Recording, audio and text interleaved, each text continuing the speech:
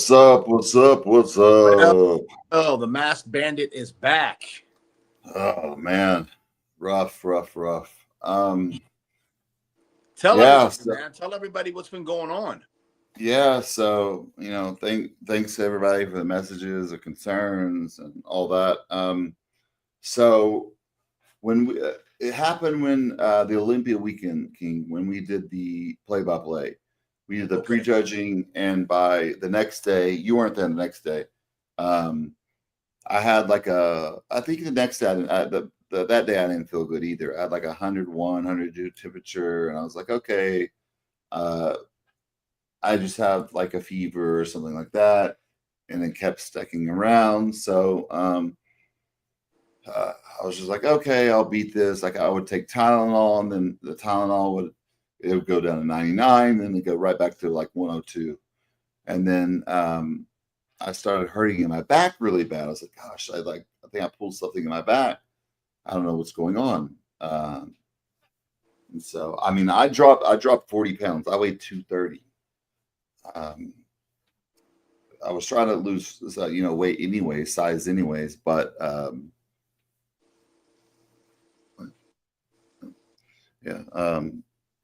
but this is not the size I wanted to, lose it. So basically what happened is it started as pneumonia, multifocal pneumonia. It started in my lungs. And so it was like spots everywhere and it broke off. It's kind of similar to what Ronnie and Victor Martinez experienced. Right. So it started in the lungs and it broke off into my blood. And then it became septic. And then so it starts at I didn't know this could even happen. It started attacking joints. And so my elbow started swelling. I was like, oh, I guess I had my elbow on something. And, this is after my back pain. And then my knee started swelling. I'm like, I guess I had my knee the other day on the counter. And then it got worse and worse. I'm like, something's not right.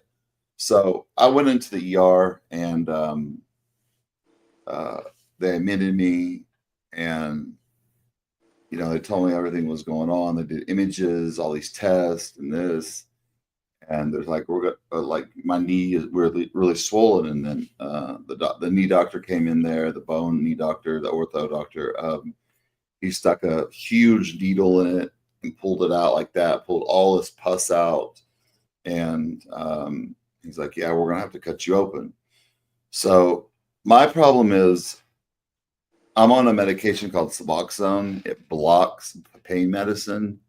So usually if someone's going to have a surgery, they would come off this medication 4 to 5 days previous.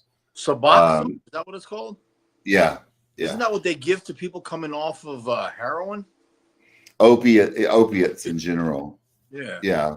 So what it does, it occupies like your receptors in your brain, but it doesn't do anything. It doesn't give you high. It doesn't kill pain. So it's just to come off that. Because I was using opiates long-term for 5 years. I tried many different methods to get off. And I accepted that. And I was like, when I'm eventually ready to get off that, I'll eventually start to slowly taper off that. Because when you taper off that, you go into serious withdrawals, even though it's not, an opiate. It's a partial. So when they had to do knee surgery, this was all scary. This is always, I always tell people to, do your homework and don't trust doctors and, know what you're doing. So I told them, I said, hey, I'm on this medication, Suboxone. So when we do our surgery, what are you going to do to help my pain? And he's like, what's the medication? I'm like, oh my gosh, this anesthesiologist doesn't even know anything because so when you take the Suboxone, it's already partially filled, like the receptors on your brain. So let's say if you give a painkiller, whether it's an oxy or a fentanyl, whatever, Lidod, it's not gonna receive it, and your body's not gonna take it. Right. It's gonna take days. And so basically, they sliced open my knee and had cut open my knee, and they had they took out like a liter of like pus in there. And then I had to flush it all out, like my tendons, my ligaments, and everything. And it's called septic arthritis, which is something worrisome in the future. Block this dumbass.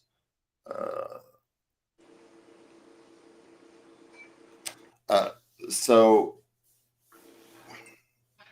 you know, like I'm up to walk up here. I haven't even been up here in 4 weeks. This is upstairs. I was like a little third floor up here. I couldn't even make it up here. Wow. I had to literally like crawl. So I have a PICC line in also, like right here. Right. They I have to be on antibiotics for 6 weeks. 6 weeks. So, yeah, and Good it's Lord, man. IV antibiotics, and I mean it makes you feel absolutely terrible. Like when I was in the hospital, I didn't eat anything at all, nothing for 7 days. I was in there for like tear your stomach to pieces, man. Yeah, 8 or 9 days, but I ate nothing, just because I was so sick from the. So I was so frustrated with the doctors because I was trying to explain to this anesthesiologist, like, hey, like when I come out of this surgery, how are you going to control my pain? Because you're going to have to give me like 5 times the amount like you would give a normal person of painkillers just to even, touch my pain, because it's blocked by these receptors. And he didn't understand. So basically I had like a knee surgery, like with no painkillers at all. And so, I mean, afterwards I was literally king. I mean, I was in tears. I was in so much pain. I was like moaning, screaming. And then they had this doctor there also that I was telling them about after I left the hospital, he was going to prescribe me, some painkillers. And I'm like, oh, okay. I haven't taken oxycodone in over 4.5 years. Right. But I'm in so much pain, I have to. And so at this point, the receptors are reset. So the pain medicine will work. So this doctor should have prescribed me probably 3 weeks at least of medicine. This guy prescribes me a week of pain medicine. And then I'm telling him about going back on my Suboxone. I said, he goes, why don't you go? You can just start back on that. And I said, listen, when a lot of people don't know this or know what I'm even talking about, but you could research it. When you like, let's say I take a pain medicine like they're giving the hospital, they were giving me Dilaudid, morphine, and oxycodone. Okay. It was like a set like that. If you take within 24 hours, like my medicine I've been back on Subutex, you'll go into something called precipitated withdrawals. And that's like withdrawing from opiates, but times 10. I mean, you'll be on the floor shaking. It's like ice was injected to your veins. I mean, you'll be, shitting yourself, vomiting everywhere, just screaming, like in severe agony. Scenario. Yeah. And so I'm telling this doctor I can't take that because that'll happen. And he's like, no, that won't. I'm like, are you serious? So this hospital, everything was fine except this doctor. They didn't have a pain. A lot of hospitals have a pain management doctor there, and Right. so they can manage people's pain. He was just the general doctor there. So I was explaining to him, everything. I was like, he's like, yeah, we can start you back on that if you want, or I can write you a script. I said, if I took Suboxone, I said I would go into precipitated withdrawals. He goes, what's that? He goes, what? I'm like, you don't know what that is? And this doctor had no clue. And I got in an argument with him. I was like, dude, you're an idiot. Like, you're prescribing medicine. You don't even know what interactions does or anything. I'm like, And then he wrote me a week worth of oxycodone, and so it was kind of like didn't even make much sense because I started it, and then once I stopped it after a week, I had to wait 24 hours to start back my Suboxone, or I would go into those precipitated withdrawals, and so I had to suffer, and so I was withdrawing, and you know I was in bed. I was already in bed with my knee cut open, like zero pain relief because I'm not taking any pain medicine, and you know just withdrawing from opiates. If anybody knows what that's like, you can Google it. It's like you know being lit on fire and the flu times 20. So I get home and so I have an infectious disease doctor. So they're blasting me with a very strong IV antibiotics for 6 weeks. And then they're going to do an MRI and hopefully that clears off my spine.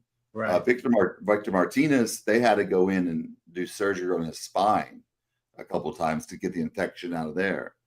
My wife also had to have that surgery because after she had my son, she had an infection in her body and the doctors couldn't figure out what it was.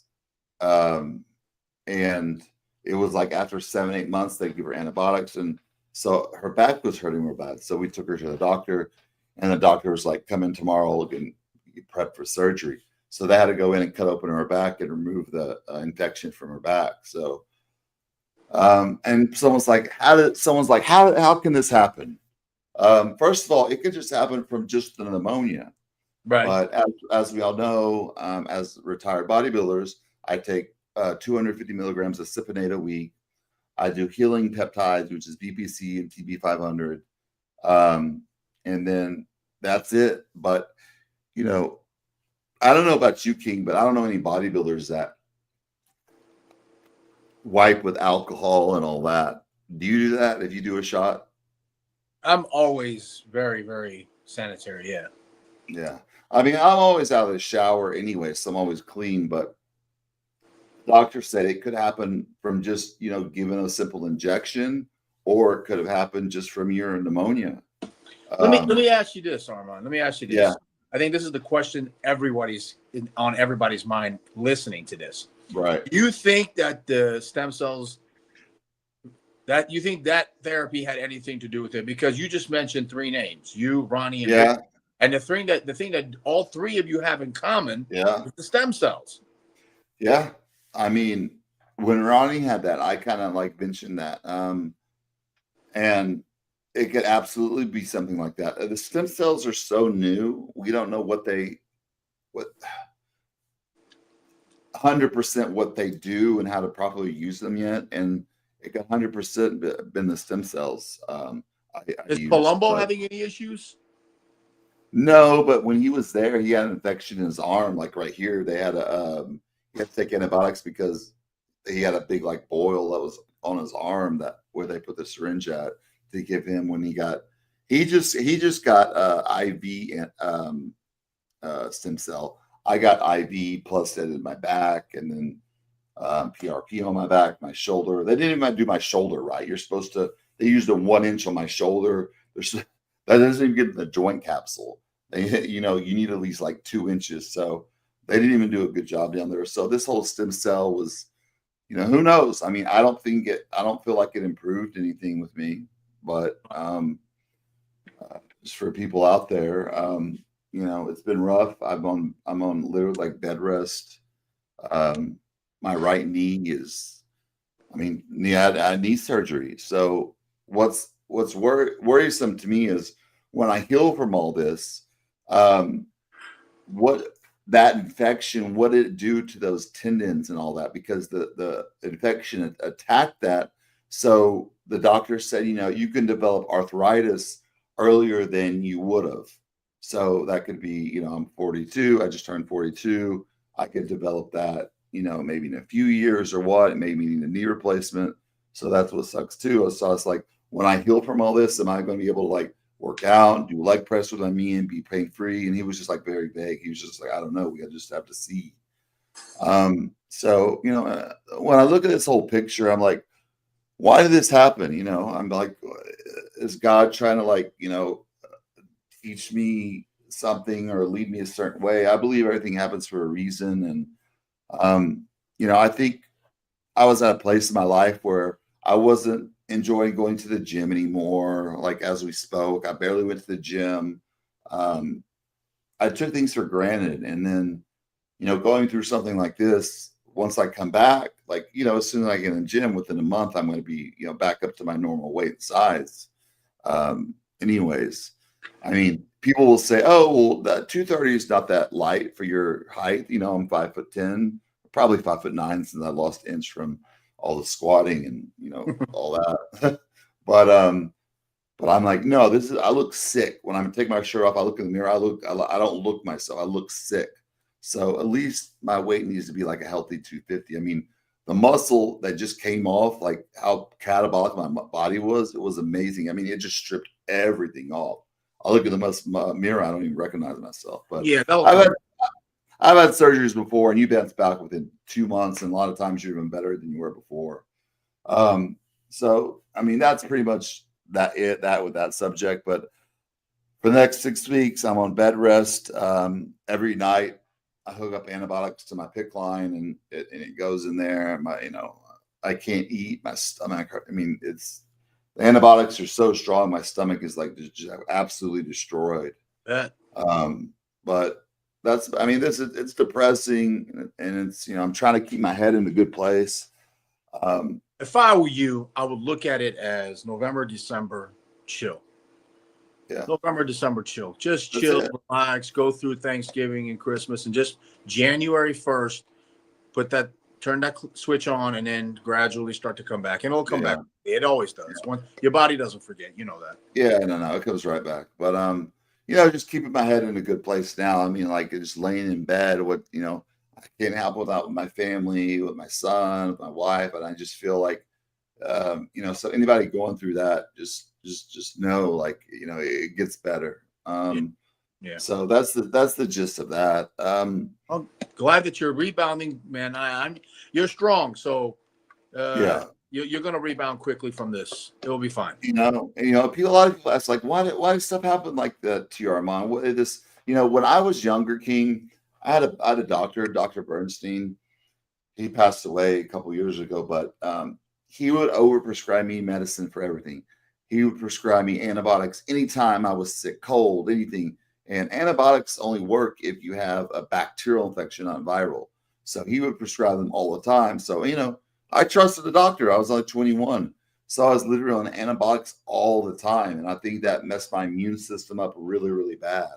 And I think that hurt my bodybuilding career. I think because I tore tendons that normal people wouldn't tear, just doing stuff not even in the gym, my pec, my tricep,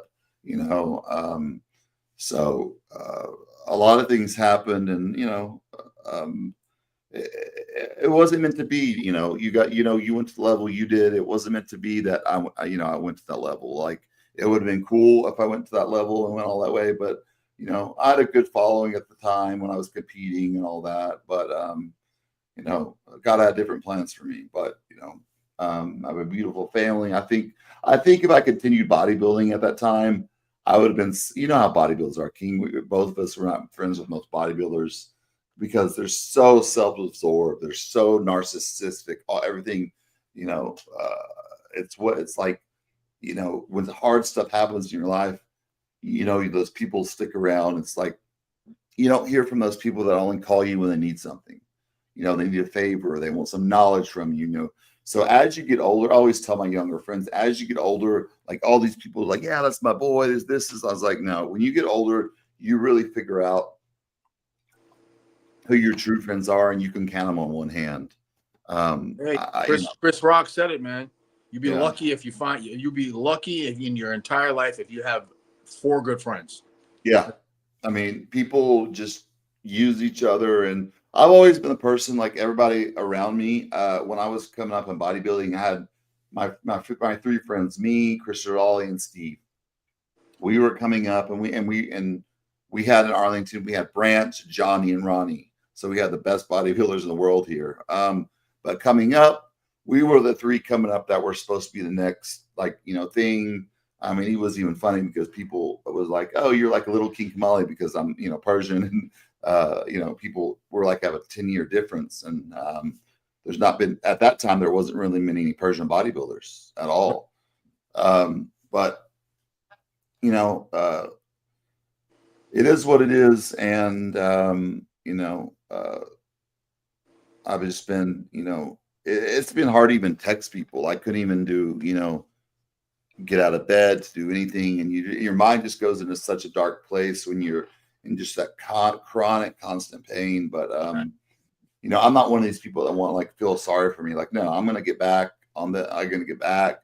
It sucks for a minute, but then I'm gonna come back, you know, better and better, and be even more driven in my business, and everything. So, you know, I thanks for all the messages, guys, that people message me. So like, hey guys, what happened with IRON OGs? Is it still going on? Yeah, it's just I didn't want to let something out publicly or just make a post. You know, a lot of people make posts to feel sorry for me. You know, you see those posts, King, like this, I'm in the hospital, I take a picture of themselves and all this stuff because people like the pity, or people like to feel. I'm not that type of person. No, I don't want anybody to feel sorry for me at all. Life's life. Life's tough. Shit happens, and you know, you come back and you bounce back. Yeah. Yeah. Well, what's been going on in the bodybuilding world? Yeah, man, it's just the Prague show. People are pretty much pissed off. The more pictures and everything that came out, everybody thinks Hadi should have won the Olympia, which I agree with after I've seen the pictures. Yeah, after the pictures, it was different. Yeah, Saturday night he definitely should have won. Yeah, that's that. Derek is getting a whole bunch of shit from everybody. Oh yeah, and then hardcore. When I saw just yesterday on TikTok, they had a picture of Derek and Robbie Robinson from 1980, and Robbie was blowing Derek away. You know, and I was like, you know, I feel bad for Derek. He has nothing to do with this. It was the judges, and they picked it and all that stuff. And Tyler came out and he said what he had to say. I don't think I agree with it, but he had what he had to say. It's just been that, you know, and Samson is starting to, people are like, okay, man, you talked and talked and talked. And then on top of that, Andrew is going to the next level. You know? I saw his, you know, from this last show, I called up Aceto. I mean, excuse me, I didn't call him up. I sent him a text message. I said, this could win the Olympia. And he goes, I know. He goes, I'm like just 1 or 2% sharper on the glutes and hams and a couple more pounds bigger. He goes, that's what we're going to bring to the Arnold. He's going to pick up his $750,000 check, and then we're going to go to the Olympia. I'm like, that's a great idea. You know, with people like Andrew, I think people don't understand, like, before, he wasn't doing everything 100%. He wasn't training 100%. He wasn't dieting 100%. He wasn't pushing the gear 100%. So now people's like, oh my gosh, how he's making all these gains. He's just doing everything right, because when you got all these genetic freaks, they just get by with their genetics. And so they don't know how to dig deep and work hard like a lot of other people. And so I think that's a problem. This whole Nick Walker fiasco with him and his coach, did you see all that drama? I did. And you and I predicted it. I have nothing against Nick. I don't call myself a fan, but I like what he brings to bodybuilding. He's fun. And you freaks are always fun. Marcus, he was always fucking fun. Victor Richards, but let's be real. Marcus Rule looked really good. Nick Walker doesn't have that Marcus. Well, I always said, you know, that's why whenever we finish up our speed rounds when we have guests, I always say Nick Walker or Branch Warren, and 99% of people always choose Branch. Yeah. They always choose Branch. They always say Branch. Well, that's because Branch had that freakiness, but he also had shape. He also there was things about Branch that Nick quad separation, like actual quad. Nick's quads are just like, I've never seen a pro bodybuilder's quads like Nick's. They're just, you know, it's just like melted all together. What Nick did is, because I look back at all of his younger pictures, what he did was miraculous, because he did not have the genetics. He was not blessed for bodybuilding, but what he did was he packed on as much muscle as humanly possible. And as far as his legs go, he never had quad sweeps, never. So what he did is he compensated for extra slabs of beef and massive inner thighs. So that's what gives him that illusion when he gets up there, especially in the side shots and the back shots, not in the front shots. Front shots, you can't hide. Do you think he's done, King? Because, you know, a lot of these guys now, like when you started, everybody started. Like I know when I started, I had a 10-year plan. I was like, in 10 years, I want to be able to step on a pro stage and, you know, be able to be competitive. That's why I didn't even want my pro card earlier, because I was like, what's the point of getting a pro card? Because I don't have a pro level physique yet. Now everybody, they do everything in 3 years, 4 years. And we see all the people that have that certain look where their cranium's out to here, their heads here, they're growing horns here. You know, Sean Clarita, I saw the other day, he has literally a horn on his head. Yeah. And people back then, you know, people were taking 3-4 IUs of GH. That's what people took. People don't believe that, because people now are taking, like these European guys are taking those pins. I think they're like 36 IUs per pin. They're taking 3 of those a day, King. Yeah. Listen, I know, because I've been sent protocols, Yeah. you know, and people who care about these people, they'll contact me and they'll say, hey, I know you're going to tell me the truth. You're king. I know your whole life you call people out and you say like it is.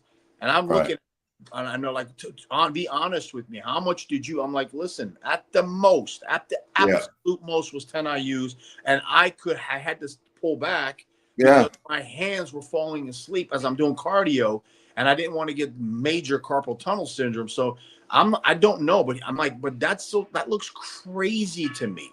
What's going on? Crazy to me. They have to feel terrible all the time. I mean, you know, getting to that level. Have you seen that guy, that kid? I don't know, he's European or something, that his girlfriend, they have, like, he sleeps and he can't even sleep anymore at night. And he's constantly trying to breathe and this and that. And I mean, the kid's so massive. His chest is literally like Nimrod King. Yeah. Have you seen that kid? And I actually almost wanted to send him a text message or send him a DM saying, bro, what are you doing? What are you doing? There's a lot of them like that. I mean, they push so much drugs, and then, okay, you might be 25 and look big and crazy now, but by the time you're 35, 40, you're going to look terrible. You're not going to be able to hold on to muscle because you built no base at all.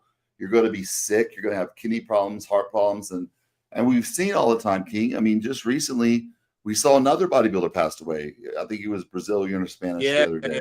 All that a classic guy. It's like, what are all these people passing away from?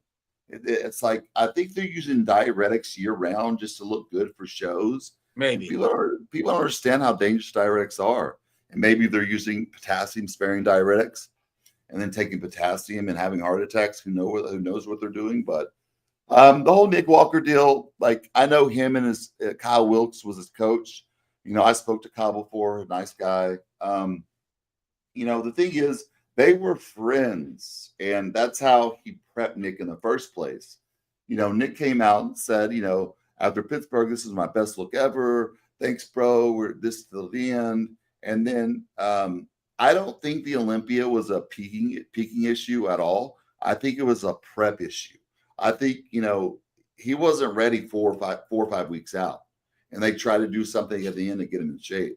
I don't think Nick was off because it was I don't know how you feel about it, because it was you know, a peaking issue. I'll tell you, you asked me a very poignant question. You said, do I think he's done?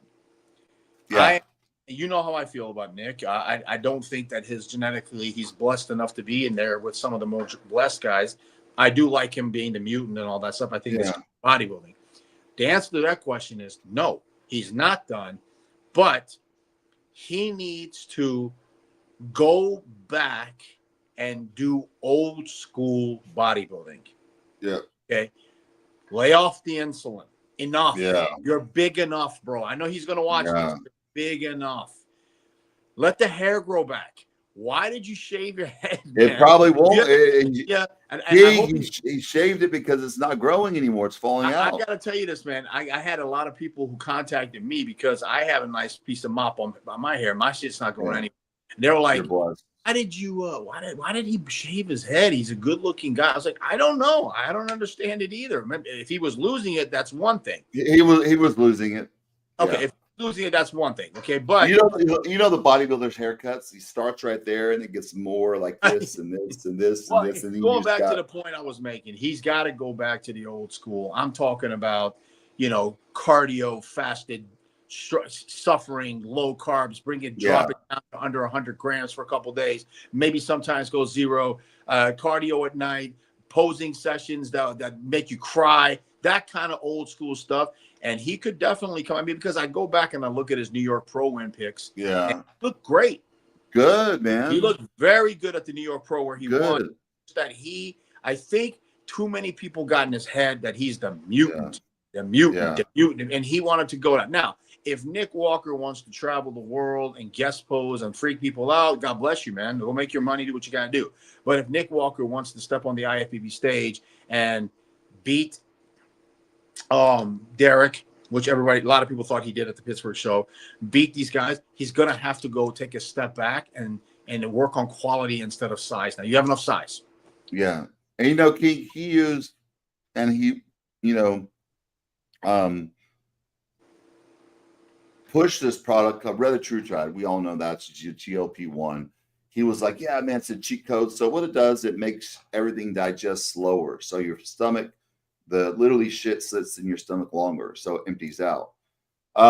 So his coach Kyle Wilkes was using that because he used it with the client I got from him for a while. I had that crazy client, classic guy Anton for a while, and he was on it. He was eating like 5 meals a day. I'm like, why are you eating 5 meals a day and taking this? It's like a girl's diet. I put him on 10 meals a day, and he grew like huge, and I took him off that. But a lot of people are using this because they can diet, and those killer like hunger pains that you're just so sick and you're just going crazy. They're not using that because they're like, it's a cheat code. You can just take this and not get hungry at all. And I saw it exactly the opposite. See, this is the crazy thing, and people, I guess the people why they like to watch Iron OGs is because that's not how I looked at it. I looked at it as, I am suffering, you can't. Yeah. It builds character. It builds character. You people out there understand what I just said. I'm gonna repeat it one more time. When I went through those, and believe me, with Chad's formula was not 250, 500 grams, 700 grams of carbs, which a lot of the guys are doing now. Yeah. It was 150 on a high day. 150 on a high day. That's why we would look like sucked in faces and all that stuff, because that was our high day was 150. So the suffering factor that I went through was insane. Yeah. What I did was I said I would mentally play games with myself, and I would say, you can't do what I do. That's why I'm professional. That's why I'm top 10 in the world on planet Earth. You can't do when I drove by McDonald's and I saw people, I would laugh at them. I'd be like, you can't do what I do. You could never do what I do. So I enjoyed the suffering. I enjoyed it. I'm like, this builds character. If you can do this, you can do anything in life you want, because this is the hardest thing to do. And then, so everybody's taking this Retatrutide now, which they don't get hungry on their diet, but then they get to their show and you're carbing up, you're trying to do all this stuff, and things aren't working properly because your system is not emptying out right. It's slowed down. And now people are learning. And, I got a lot of slack for saying this like months and months ago. I'm not a fan of GLP-1s. I'm not a fan of Retatrutide. They're like, oh, you're just a hater. You're just jealous because you didn't have it when you're competing. I'm like, no, guys, you'll start seeing people having issues from it. And Nick Walker, perfect example how he looked. And where does he go from here? Where does he go coaching wise? Who wants to take on someone like Nick? I know he's very difficult to work with. He's very difficult to work with. And, he contradicts himself. First he said Kyle's my boy, got in the best shape ever. And then he said after this Olympia, his style doesn't align with me at all. And, it's sad because people see online, these people are, they're best friends or this and that. And then boom, something like this happens and they don't talk to each other anymore. Those aren't best friends. Best friends, you get in arguments, you go through things, you know, that's your boy. And there's so many people these days that they call each other friends, and they're not real. They're not real friends. It's all fake. You know how it is, especially in bodybuilding. I went to Fairfax Hackley before Yeah. every one of my major competitions for posing practice. And the reason why I went to Fairfax Hackley is because he was mean. He was mean. I didn't want somebody to tell me I look good. I want somebody to look at me and put me down and tell me that Dennis James is going to crush me. Dexter Jackson's harder than you. That's what I needed to hear. Everybody right now is so listen, what's Nick going to do? I would 100% do the Arnold Classic, the New York Pro, and the Pittsburgh. 100%. Those are the three shows. At this point, he can prep himself. He doesn't need a coach. You know what? If he needs somebody to critique his physique or anything like that, there's 1,000 people he can send his pictures to that they will critique his physique. I'm sure Chris Aceto would Palumbo would love to get his pictures and say, hey, okay, I think this looks good, or this looks bad. Send it to us. We'll tell you, we think this looks good. We think this looks bad. There's many people. As far as coaching goes, I have no idea, because this is what people do now. They go from coach to coach to coach to coach, trying to find the secret formula. But I mean, do you see him giving somebody his program and they're like, man, this is a lot of stuff you're on. You're going to have to back off this. And he's like, no, I'm going to push on the gas harder. You know, I mean, the first time I saw Dallas McGarver's program, I was in shock. I had never seen that before. And he has that same look. Knows him well. I'm like, is this normal now? He goes, this is a little bit above normal. Yeah. They had to admit it. They said, no, this is a little bit above normal. They get that look too. I mean, Nick starts to look like Dallas McGarver facial wise. I mean, I don't want to be mean, but it's almost like a Down syndrome type look, where everything's like growing and it kind of goes together. Funny you should say that. Who are those two monsters that were at the Dubai Muscle Show that were going from booth to booth to booth, making all the pros look small? Do you know what I'm talking about? No, I didn't see that. There's these two guys. One of them is a Russian bear-looking monster. Like, he's just like freaking hands, huge hands and stuff. And they went to Hottie's booth, and Hottie was like, "What the hell?" I mean, they made Hottie look tiny. You know, tall guys, right? Tall. Yeah, and then one of them, they went to Bumstead's booth, and Bumstead was like, "What the hell?" You know. But exactly what you just said. If you look at that kid's face, the other one, the bodybuilder one was like a big gorilla. The other one's a body. His eyes, exactly what you just described. Yeah. Like, he can barely open up his eyes. He's got that look in his face. Yeah, you're monstrously big, but at what cost? I know. I feel like there's life after bodybuilding, and all that bone growth, it grows together. And I mean, your head grows, this grows, their eyes shut together, and then this all grows. I mean, you didn't see that in any bodybuilders. Look at all the guys you competed against, Kevin, all those guys. Those guys' faces are normal. It's not, they don't have all these growth faces, and all these guys now. Remember, we're hating. We're haters. When I say Kevin Levrone slept on the floor and ate broccoli and tilapia for 7 weeks, people thought we were kidding until he came out and he himself said, "Yeah, that's what I did. Yeah. That's exactly what I slept on the floor and I ate tilapia and asparagus for 7 weeks straight." Yeah. Nobody wanted to believe it, but that's why Kevin's skin was paper thin. Yeah. I just don't like where the judging has gone. Like this whole look like you're about to explode. I just don't like that look. Let's move on to Martin. Did you see the whole video of him freaking out on that guy? I haven't, but I will. I'll play it. I will preface it before you even show it. I know his personality. I've seen a bunch of his videos, and he's very gung ho. I'll show you and this and that. So I'm expecting something a little crazy. So let's see it. So basically, Giles, from Muscular Development, said a long time ago. This was almost a year ago.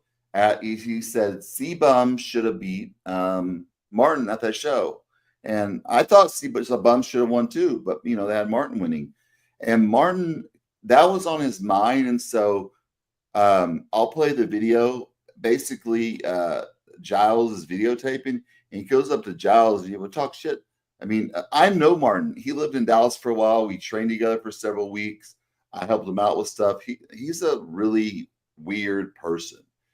Just a odd guy. Like, you know, when you're just with somebody and you just feel uncomfortable because they're just so awkward. I mean, that's a video of Martin. I saw a video of Martin who after I saw this video, I knew exactly, because I know his type.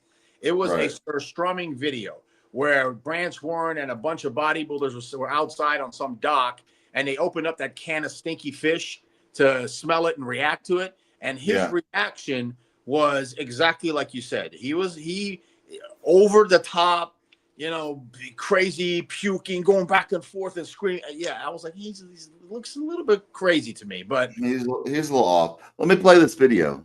Here we go.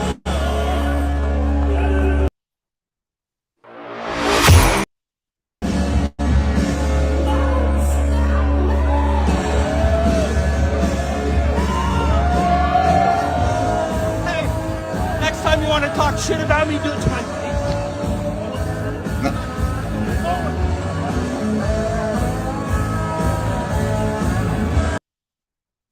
Well, Martin, he's right there in your face videotaping you, weirdo. Like, dude, talk to somebody like that. That's real. You know, they'll knock you out. You know, these bodybuilders, King, they get amped up on all these hormones, and they think they're a tough guy, and they've never been in a fight in their life. Go fight somebody that's been fighting in the streets or something like that, and they'll whoop your ass. Like, Martin, what are you doing? You're supposed to. Go ahead, King. I was raised, and my best friend in high school, and he's still one of my closest friends ever, was Tony Sikela. And there's not one human. He was the original Kimbo Slice times 10.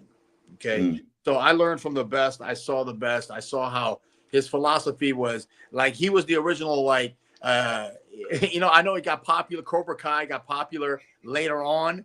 But he was the original. They used to always say to me, nah, man, fuck Daniel. Strike first, strike hard. I like that guy right there. I think he's right. So he was one of the originals. Anyway, I don't know Martin. You know, I think he's an exceptional bodybuilder. I think that his whole life is bodybuilding and dedicating everything to it, and he takes it seriously. To have that type of passion, I fucking respect that. That's great. I mean, King, though, someone's critiquing your physique. This is bodybuilding. This is not an attack on him personally, and they go up and do something like that. Talk to my shit, do it to my face. I mean, that was so unprofessional. You know, he already got dropped. I remember when he was living here, he got dropped from a contract. Remember when he said that comment about Nick's vein in his leg? Like, you know, hope you don't catch a clot and die. It was something just like mean. I'm like, why would you say that to somebody? And he seems like and this guy says, I think Martin's on drugs. So Martin is, I know for a fact he started taking that 7 kratom, which turned into that 7 hydro, which is an extract from kratom. So one of those pills you can buy at the gas station equals like tubs and tubs and tubs of kratom, what they extract from that. It's stronger than morphine. It's equivalent to, you know, pretty much heroin. They call it gas station heroin. And it's legal. You could still buy it. And, you know, a lot of these guys are addicted to it. They were handing this stuff out at bodybuilding shows. You know, Guy Sisternino was with a company and they were sponsoring and handing this guy. I'm like, you're literally getting people addicted to something that's like just like an opiate. They're like, well, it's not an opiate. It does the same thing. It occupies everything on the brain. So it's the new Nubain. But the thing is, it's stronger than Nubain and it's a lot more addictive. And all these guys are taking it now. That's why you see a lot of them like sweating all the time. And, you know, a lot of them, I think a lot of them are having GI issues because they're constipated, because it constipates you and they can't go to the bathroom. And I think a lot of them are hooked on it. And I think people need to bring awareness to this, but, you know, people just don't know how to talk about it. And I think a lot of these guys, I know a lot of guys that are on the top personally, and they're taking this stuff. I'm not going to name names personally. As far as, listen, my opinion on Martin is, I've been very clear about it. I do 2 podcasts. I do this one. This is ours, the IRON OGs. The other podcast that I do is for the Persian community. It's called the A-Flex podcast. It's all Farsi. It's all Persian stuff. And it's got a huge following in the Middle East. My whole thing, and I've said it from the beginning, I think Martin's at the right place at the right time. That's Yeah. right. He's definitely one of the top guys because there's compared to everybody, he is one of the top guys. Yeah, but he is. I'll say this too right now, so he understands, and if he's watching this or people send this to him, I have nothing against Martin. I think he's great, absolutely. But Nasser El Somebody, Flex Wheeler, Chris Cormier, Ronnie Coleman, Dexter Jackson, Sean Ray, you wouldn't be in the top 8, brother. You wouldn't. No. That's just reality. That's if you could, you take those physiques, Paul Dillette, you take those guys, Aaron Baker, the list goes on and on and on. Yeah, it's not comparable. The late 1990s, the early 2000s, you can't compare. There's no comparison. I think that we killed that. You just can't compare. You're at the right place at the right time, and I'm happy for you. You're doing great. You just beat Samson, who was a Mr. Olympia, and you should be happy. You should be on cloud 9, but getting on people's faces and stuff like that. Listen, that's why I had an issue with Hadi Choopan. He did the same thing. I didn't even know who he was, but just because I was coaching one of his competitors at the Dubai show a few years back, way back, he came and started yelling and screaming in my face while he was on stage, and I'm looking around like, who is this guy? What's his problem? Doesn't look good. Bro. It doesn't look good. So, take it down a little bit. Chill. A lot of people look up to these bodybuilders and their fans, and that's great and all, but it doesn't mean you know them personally. And all of these guys in the top, personally, they've got a lot of really serious problems in life, in their personal life. And, they get into bodybuilding for different reasons, whatever they are. But I think a lot of these guys, they don't know how to deal with all the hormones they're taking. And they're taking so many hormones, King. It's not making them think straight. So they do off the wall stuff that they normally wouldn't do if they weren't taking all these hormones. And it's getting worse and worse and worse. I would love to see a reset button to where all the physiques went back to like the 90s look and that look, the sucked in look, that type of look of physique. The judges will turn around. I'll play devil's advocate right now. They'll turn around and say, well, that's why we have the classic now. Yeah. That's why we have the classic. This is open. That's why we have the classic. That's what they're going to say. Yeah. And I've told people, I have a good friend named Steve. He competes in the open. He's like 44, 45 now. Amazing physique. Looks great. Looks amazing. But doesn't place in the top of shows because he doesn't have that look they have now, that busting out look. He has a small waist, huge biceps, looks amazing. And I tell him, dude, I was like, and we've talked about it before, I was like, you look great. I wouldn't change anything. I wouldn't morph what these guys look today just to get a couple better placing. What is that going to do for your life? You have a successful, personal training career and all this other stuff. And it's just, it's crazy. But what else? Let's see what else. The Nationals is coming up.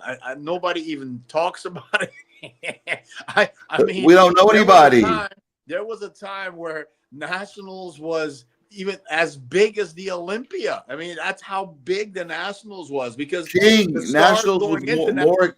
You knew that the guy who won the Nationals was going to be the next superstar going into the IFBB. Now, I even had to ask somebody today. I'm not going to say who it was, but and they said, well, it's the second week in December. I'm like, oh shit, it's coming up. It's here where it was like 15 minutes. And hey, guess what? I when he told me it's in Texas, I might come down for this one, man. I might be there. So I'm not sure if any clients in it. There's a show a week out. A lot of people do to qualify for it. And it's a local show, and it's a really good show because people are all trying to qualify for nationals, and then they just stay here and compete. And everybody thinks they're going to win, but no, I mean, it's a stacked show. And I've got 2 clients in the show.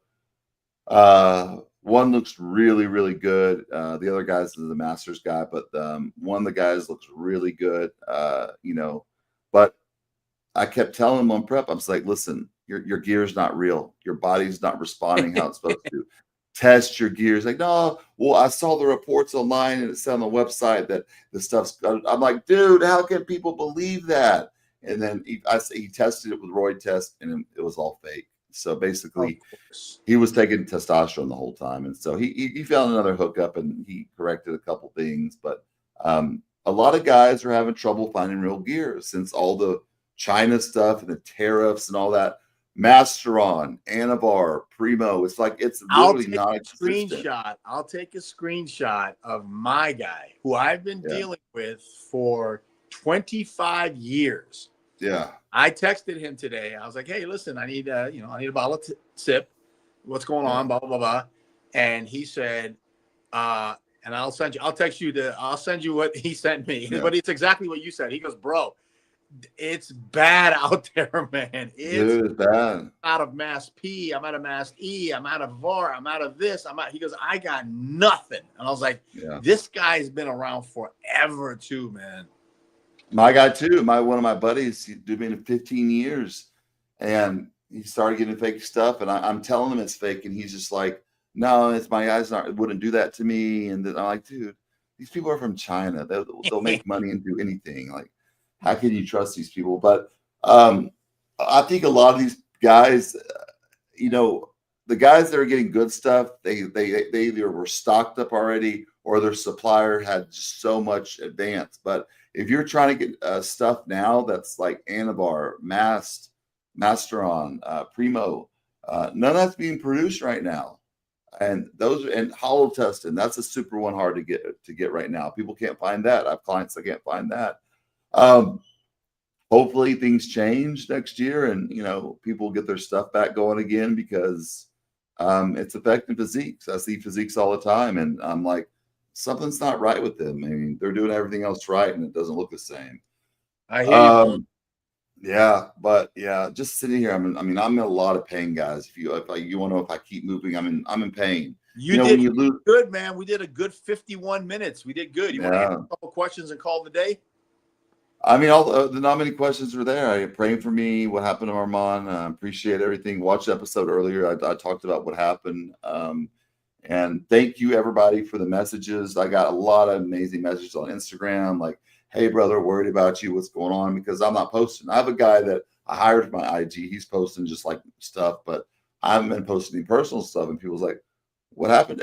I mean, it's amazing how many people you realize watch you because they're like, "Where have you gone? Where have you been?" I'm like, thanks for those people that send me those messages and, prayed for me and all that. I really appreciate that. And so next week is Thanksgiving week, and I'll be having a surgery. It's not a serious one. It's on my gums to bring the gum line down. So I can't, because I'm Invisalign. I've been in that for almost 2 years. Then I'm getting this done, and I'm getting a lot of dental work stuff done because I had a lot of grinding and chipped tooth, and I chipped took out my front teeth, and so I got a lot of dental work to do. But basically, they bring the gum down, and for 3 to 5 days, you can't talk. You could talk like this: "Hey, King, what's going on? What are you doing?"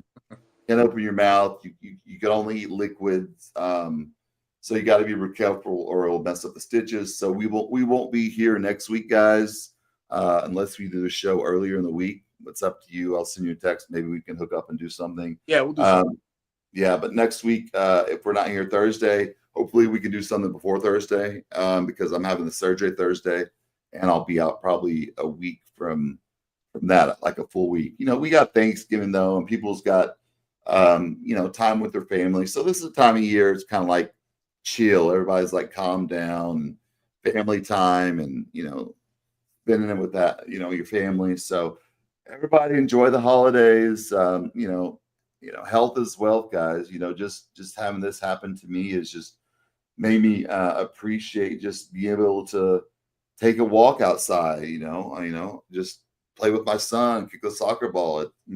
People take their health for granted all the time, and I hear a lot of people complain about such minute things that don't matter in life. I'm going to listen. You woke up today. You're breathing. You're alive. You got this. You got that. Stop looking all the negative things in life. Look at the positives in your life. You got a lot of those people that are so negative all the time. They're like, this. I'm like, look at you. You got a beautiful family. You got a beautiful wife. You got beautiful kids. Look at the positive things in your life. People just like to, and I've been through so much really hard times in my life with deaths, Lost my mom, which is my best friend. Lost best friends. Had a lot of crazy legal stuff happen that I didn't get in, and like I didn't do. And people haven't been through much in life, and they're complaining about stuff, and they're complaining about their job or this and that. I'm like, listen, you have an amazing life. If you lived my life, you would have taken your own life, because you got to be tough in life. Life's not easy, but I'll recover from this and I'll be good to go. It's just a process, and I'm glad I got in here today to address everything and talk to everybody. Anything else? You got anything else, King? No, that's it. You said it better than I did. All right, brother. I'm going to lay down back in my bed, and I've watched every single movie there is out there possible. I'm going to go lay down and relax, guys. But thank you guys for joining. Oh, guys, my products on my website, Dominate, Ceromax. These are our top sellers. People's always asking, what can I do to increase my growth hormone? Because I can't afford growth hormone. They can't find real growth hormone. Ceromax is pure MK677. It's exactly like taking 1 to 2 IUs of GH a day. I've been taking this for 10 years, and I don't take GH anymore. Dominate is great for if you're a natural bodybuilder. It boosts testosterone and doesn't mess with your natural production. It's a really strong product. It has Laxo in it. It has arimistane in it, which is the anti-estrogen. So check those products out, guys. People ask me all the time, what are your 2 best products to take? Like I put size on. Those will put 10 pounds on you in the first month. So I just want to say that because I get messages all the time, like what's the best product to take? We have this whole line of other products too. Check those out. Guys, if you want coaching, coaches that care about you, that will be there for you, that's not going to run, ghost on you. King and I are here to help you guys out. I coach mostly lifestyle people now. The bodybuilders are difficult these days. They got to find the gear. They don't appreciate what you do for them, and you go out on a limb for them, or you'll coach them and they'll go to someone the next year after they won. People are weird, King. We're living in some strange days. Yes, and I agree. I mean, just go on. I just can't scroll on the internet sometimes because it makes me so sick. Just how everything in the world is. I'm like, everything that is right is wrong, and everything that is wrong is right. And I think we're at a weird place in this I agree. world. 100% agree. All right, brother. Love you. Have an amazing day. Take care. Heal. Get better. Peace out. All right, brother. Later.